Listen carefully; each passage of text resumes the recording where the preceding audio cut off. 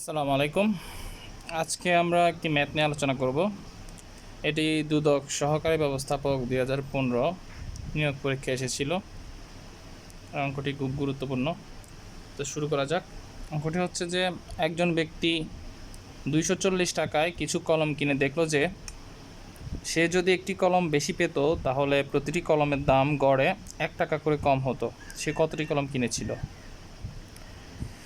তাহলে আমরা অঙ্কটিতে প্রথমে দেখতে পাচ্ছি যে এখানে আমাদেরকে টাকাটার পরিমাণ বলে দিয়েছে, টোটাল কত টাকা, 240 টাকা। তারপরে আমাদেরকে বলেছে যে কিছু কলম, অর্থাৎ কলমের সংখ্যা কত সেটা উল্লেখ করেনি। তো আমরা ধরে নিতে হবে একটা সংখ্যা। তো আমি ধরে নিলাম, ধরি কলমের সংখ্যা এক্স। আচ্ছা, তার মানে আমি ধরছি যে এক্সটি কলম আছে এখানে। এখন তাহলে এক্সটি কলমের মূল্য 240 টাকা।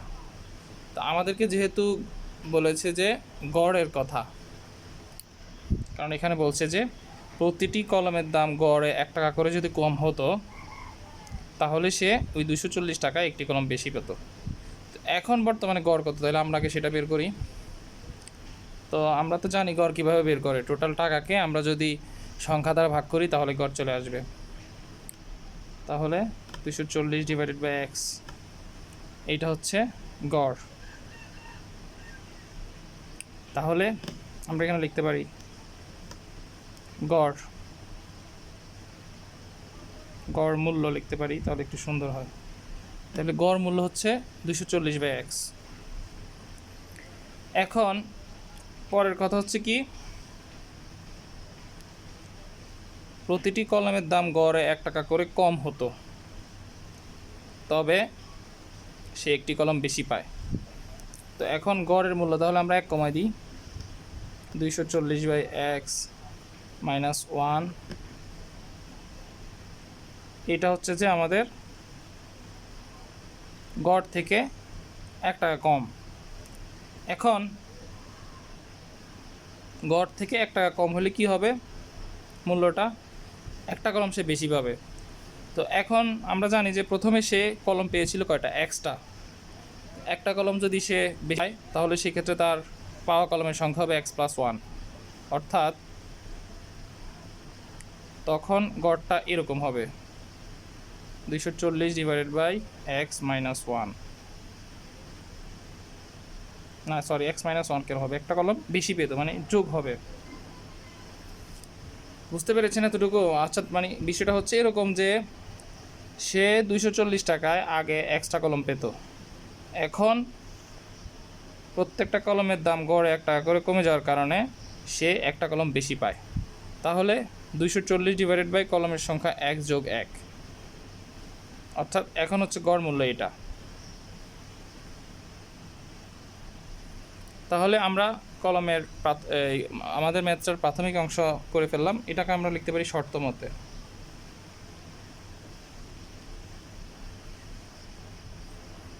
এবার আমরা এটাকে ক্যালকুলেশন করব।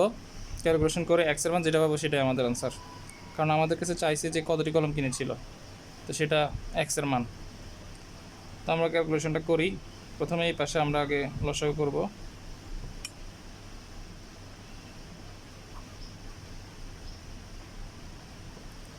তারপর আর গুণন করে দিই।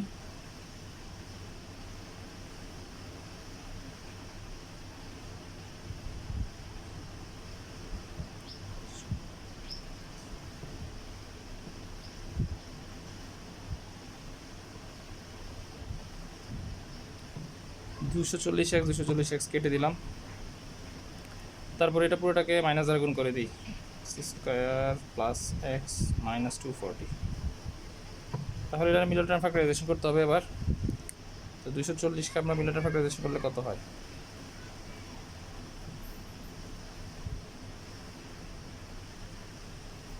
এটা হয়।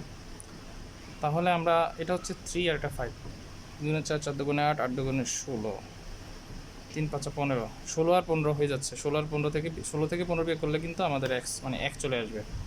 তো x square plus 16x minus 15x minus 240 equal to 0।